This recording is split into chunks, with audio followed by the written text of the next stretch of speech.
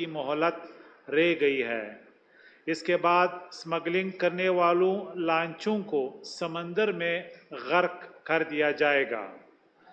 गैर कानूनी मुकीम, गैर मुल्कियों और स्मगलिंग करने वालों के खिलाफ ज़ीरो टॉलरेंस की पॉलिसी है। दुनिया की कोई रियासत ऐसे गैर कानूनी दंदों को बर्दाश्त नहीं कर सकती। हम पूरी ताकत से रियासत की रिट को बरकरार रखेंगे।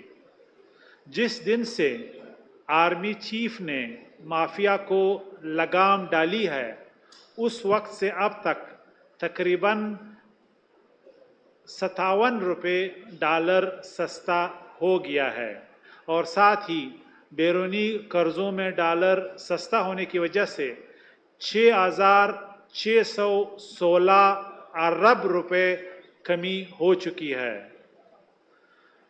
नेशनल एक्शन प्लान के हवाले से जारी मुहिम इस वक्त पीक पे है। बलूचिस्तान के वज़ीर आला मीर अली मर्दान डोमकी की जानिब से मैं सिंध गवर्नमेंट का शुक्रिया अदा करना चाहता हूँ, जिनकी मुश्तरक कोशिशों से ईरानी तेल की स्मगलिंग कम हो चुकी है। इंटर प्रोविंशियल बॉर्डर को हार्ड करने या सख्ती लाने के बाद जो खपत है ईरानी डीजल की, जो डिमांड है वो तकरीबन 20 से 30% कम हो चुकी है। जिस तरह आपको मालूम है कि जो गैर मुल्की तारकीन वतन हैं उनको बाहर भेजने के लिए इम्प्लीमेंटेशन प्लान पे बहुत तेज़ी से कार्रवाई की जा रही है। इस वक्त नादरा का AVIS सिस्टम तैयार है, जो तकरीबन ऑल एंट्री पॉइंट्स जो प्रोविंसेस के हैं बलूचिस्तान के साथ, और इसी तरह जो वेस्टर्न बॉर्डर है हमारा, वहाँ पे एंट्री और एग्ज़िट पॉइंट्स पे ये सिस्टम लगाया जा रहा है, जो हर एलियन को, जो हर गैर मुल्की एलियन को उनके फुटप्रिंट्स को रिकॉर्ड करेगा, ताकि भेजने के बाद वो वापस अगर आए भी तो उनका डेटा नादरा के पास हो। इस तरह इंटर प्रोविंशियल बॉर्डर्स पे भी जॉइंट चेक पोस्ट कायम किए जा रहे हैं, ताकि अगर ये गैर कानूनी इमिग्रेंट्स वापस शहरों में अब्जॉर्ब होने की कोशिश करें तो उनका रास्ता रोका जा सके।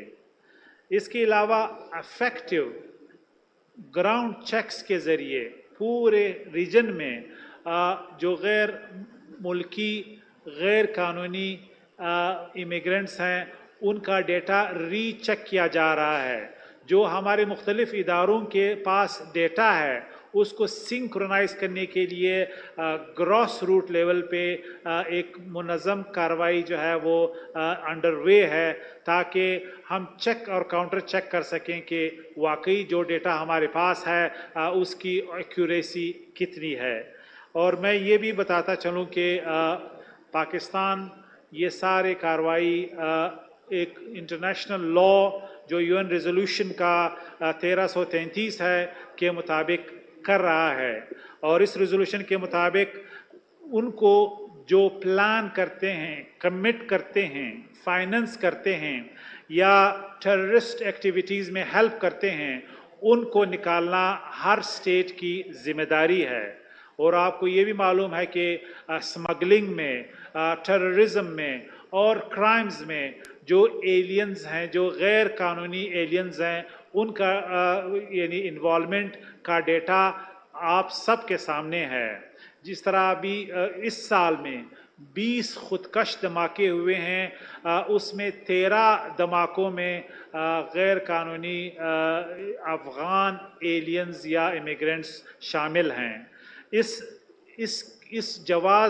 जस्टिफिकेशन को मैं इसलिए रिपीट करना चाहता हूं कि ये UN की रिजोल्यूशन में ये भी वाज़ेह तौर पे कहा गया है कि कोई भी मुल्क ऐसे क्रिमिनल अनासिर जिनकी कोई पुष्टपनाही हो और उनके फाइनेंस जो है वो प्रोवाइड की जा रही हों और वो हमारी सरजमीन को इस्तेमाल कर रहे हों, उनकी इजाज़त उनको नहीं दी जा सकती।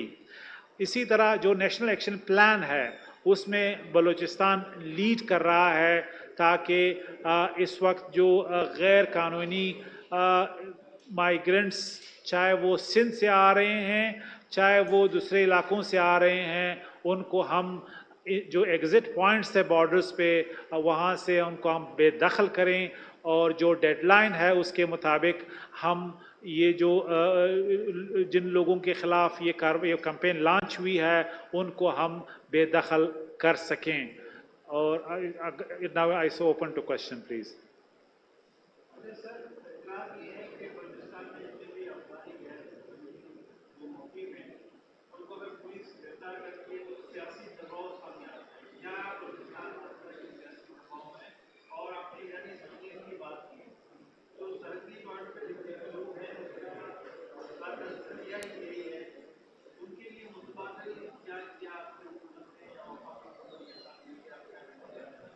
पहली बात यह कि कोई सियासी दबाव बर्दाश्त नहीं किया जाएगा। जो रियासत की इस विल, इस डिटर्मिनेशन, इस पॉलिसी के सामने खड़ा होने की कोशिश करे, इन लोगों ने जिनका इस मुल्क में आना ही नहीं बनता, उनका कोई डॉक्यूमेंट नहीं है, चाहे वो बलूचिस्तान में है, चाहे केपी में है, चाहे मुल्क के दूसरे हिस्सों में है, इन्हें चले जाना चाहिए था। अब रियासत पाकिस्तान का ये डिसीजन है, इसके सामने कोई भी अगर खड़ा होने की कोशिश करेगा तो उसको स्मैश कर देंगे। दूसरी अहम बात ये कि जो आप ईरानी बॉर्डर्स की बात कर रहे हैं, ईरानी डीजल की आप बात कर रहे हैं, उसमें जो चंक है, जो 90% है, वो माफिया और सिंडिकेट्स के जेबों में जा रहा है। उसमें कोई आम आदमी की इन्वॉल्वमेंट जो है वो 1%, 2% भी नहीं है। टोटल जिन जम्बा की हम बात कर रहे हैं उसमें 7 से 8 हज़ार ड्राइवर्स हैं जिनको गवर्नमेंट जो हमारा सिस्टम है उनके ज़रिए कंपनसेट करेगी ताकि वो बेरोज़गार ना हो। इसी तरह जो अफ़गान ट्रांजिट ट्रेड हैं जिसमें टैक्सीज इन्वॉल्व हैं, वो भी चंद 100 या 1000 के बराबर हैं। अगर आप ये कह रहे हैं कि इन स्मगलिंग के एक्टिविटीज़ में आम लोगों को फ़ायदा पहुंच रहा है, तो आज चागी में, मकरान में, आज बलूचिस्तान के हर खिते में पानी इनकी वजह से होता। वहाँ पे हॉस्पिटल्स बनते हैं क्योंकि अरबों रुपए का, और मैं ये कह रहा हूँ कि डॉलर्स में ये रेवेन्यू स्मगलर्स और माफिया के जेबों में जा रहा है। ये सिर्फ ईरानी तेल की बात नहीं कर रहा, ये अफगान रिवर्स ट्रांजिट ट्रेड की मैं बात कर रहा हूँ जिसका इस साल वॉल्यूम 7 अरब डॉलर है, जबकि अफगानिस्तान का टोटल इंपोर्ट 2 बिलियन डॉलर है। तो ये सामान जिधर से आ रहा है वापस पाकिस्तान आ रहा है। तो इसका जो मेन बेनिफिशियरी है ये 90% जो टॉप की आपकी सिंडिकेट्स और माफिया हैं वो इन्वॉल्व हैं, लिहाजा उनका आम आदमी के रोज़गार से उनका कोई ताल्लुक नहीं है। तो ये मिथ है कि वहाँ पे लोगों को जो है ये इलीगल इलिसिट एक्टिविटी के ज़रिए कोई रोज़गार जो है सब्सटेंटिवली मिला है।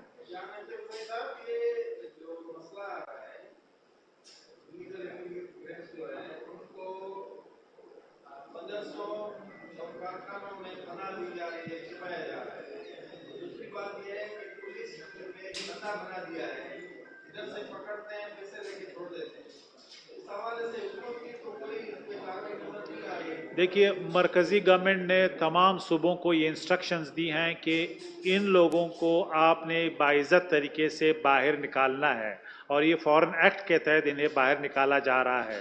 बहुत जल्द टेक्निकल लेवल इंफॉर्मेशन भी आपके सामने आ जाएगा कि किस तरीक़ेकार से इस डेडलाइन के बाद कहाँ पे इनको इकट्ठा किया जाएगा, किस तरह मैन पावर के ज़रिए जो है इनको मैनेज किया जाएगा और जो एग्ज़िट पॉइंट्स हैं किस तरह उन्हें निकाला जाएगा। ये सारी डिटेल्स इस एग्ज़िट के बाद हम आपके साथ शेयर करेंगे। लेकिन मैं ये कहूँगा कि पुलिस का किरदार बड़ा इंपॉर्टेंट है। बलूचिस्तान गवर्नमेंट ने, इसी तरह बाकी जो गवर्नमेंट्स हैं, they want to make sure कि इनके पास चेक हो, डेटा हो और ये फॉरेन एक्ट के तहत डिटेन हो और इन्हें बाहर भेजा जाए। तो इसकी कोई गुंजाइश नहीं है। मदारिस की बात है, मैं सिर्फ बलूचिस्तान की मिसाल दे रहा हूँ। 200 तकरीबन 50 के करीब मदारिस की जियो टैगिंग हो चुकी है।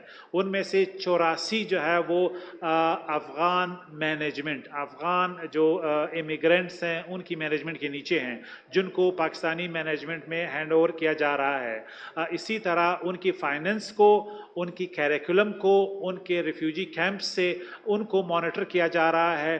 कोई भी स्पेस किसी भी यानी इंस्टीट्यूशन में, चाहे वो मदारिस हैं या दूसरे हैं, जिसमें कोई भी ऐसी एक्टिविटी जिससे आपको या हमें लगे या रिपोर्ट्स हमारे सामने आए कि इलीगल इमिग्रेंट्स को पनाह दी जा रही है या कोई सेफ हेवन्स बन रहे हैं, स्टेट के सामने कोई भी खड़ा नहीं हो सकता।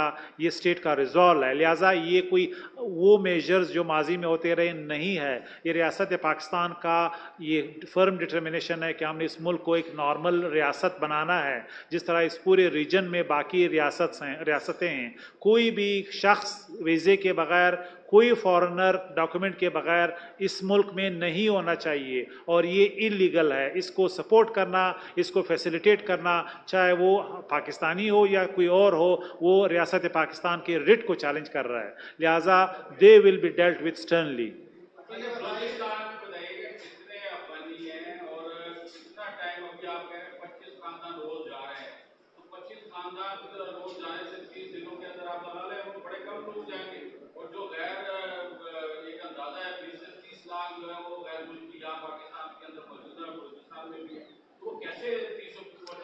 अच्छा, क्विकली मैं बताऊं, टोटल 1.7 मिलियन जो है वो अफगान हैं जिनके पास यूएनएचसीआर और अपने आईडी कार्ड्स हैं, जिनको हम नहीं छेड़ रहे हैं।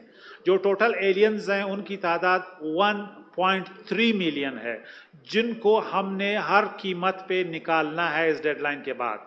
दूसरी बात ये, बलूचिस्तान का जहाँ तक डेटा का ताल्लुक है, बलूचिस्तान में तकरीबन कोई 5.5 लाख तक वो इमिग्रेंट्स हैं जिसमें अफगान भी शामिल हैं, इसमें जिनके पास आईडी कार्ड्स हैं, जिनके पास यूएनएचसीआर के रजिस्ट्रेशन है। जो इलीगल हैं उनकी तादाद 4 से 5 लाख हो सकती है, और ये डेटा अभी भी जमा किया जा रहा है एज वी स्पीक ग्राउंड पे। हमारे जो लॉ इन्फोर्समेंट के इदारे हैं उनकी कोलैबोरेशन और कोऑपरेशन से हर घर को, हर महल्ले को, हर होटल को चेक किया जा रहा है, ताकि टाइम पे जब डेडलाइन एक्सपायर हो तो हमें उनकी लोकेशन पता हो और हम उनके को तमाम इदारों के यानी लीड रोल में इनको डिटेन करके बाहर भेजें। लिहाजा ये इसके लिए पूरा सिस्टम टैक्टिकल लेवल पे बनाया जा चुका है, जो मैं इस वक्त सिक्योरिटी रीज़न की वजह से शेयर नहीं करना चाहता।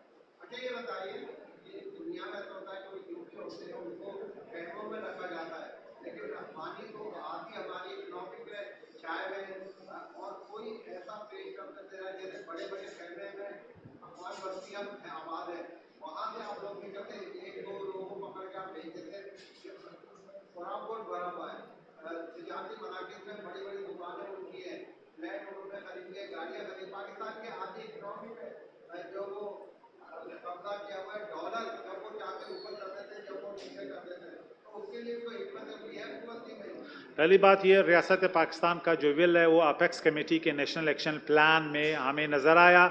उस नेशनल एक्शन प्लान की इम्प्लीमेंटेशन तमाम सूबों की जिम्मेदारी है, जिसका मतलब ये है कि गैर मुल्की एलियंस, गैर कानूनी डॉक्यूमेंट चाहे मुल्क के किसी भी कोने में हों, चाहे वो कराची की एक बस्ती की आप मिसाल दे रहे हैं, चाहे बलूचिस्तान का दूसरा कॉर्नर हो, इन्हें निकालना होगा। इसके लिए तमाम तैयारी हो चुकी है।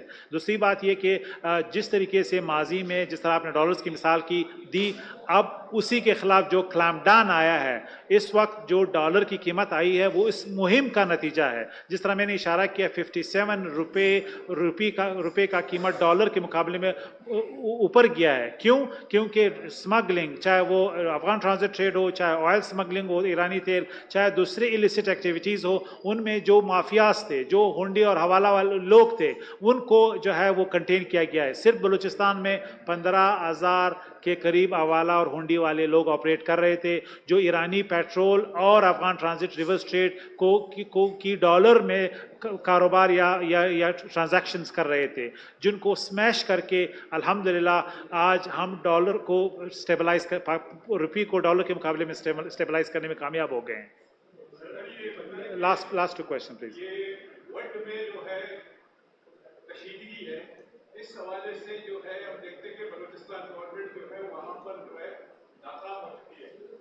इस पर हवाले में आप क्या कहें? जो अपेक्स कमेटी का इजलास हुआ बलूचिस्तान में, उसमें में फैसला हुआ कि वर्ल्ड में फ़रीक़ैन को 4 दिन का टाइम टेबल यानी डेडलाइन दिया गया, जिसमें वो दोनों पार्टियां डिसंगेज होके जो नेशनल शारा है उसको बहाल करें और 18 जून का जो पोजीशन है उस पे चले जाएं। इस कंप्लाइंस के बाद फिर वो तो कर सकते हैं कि रियासत कोई रिकॉन्सिलिएशन या जरगा या उनके जो इश्यूज़ हैं उनको हल करने के लिए वो अपील कर सकते हैं। लेकिन लॉ एंड ऑर्डर के हवाले से ये एक स्ट्रिक्ट अपेक्स कमेटी का रिजॉल्व है, जिसमें आर्मी चीफ ने भी शिरकत की, जिसमें प्राइम मिनिस्टर ने डायरेक्टिव्स इशू किए हैं, जिसमें हमारी तमाम एजेंसी, इंटर एजेंसी, ब्यूरोक्रेटिक हमारी लीडरशिप तमाम ने इस फैसले का जो है वो इंडोर्स किया है। लिहाजा इसके लिए पॉलिसी तैयार है। हम उम्मीद करते हैं कि वो इस डेडलाइन को ऑनर करके बैक पोजीशन पे चले जाएंगे और ये जो आरसीडी शारा है उसको फ़ौरन बहाल करेंगे।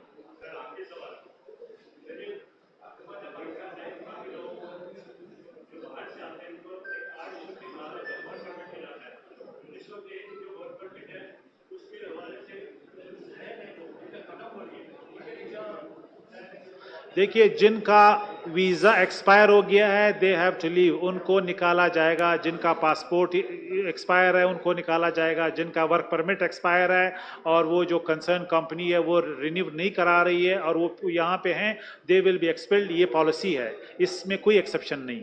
थैंक यू सो मच जी, बड़ी मेहरबानी।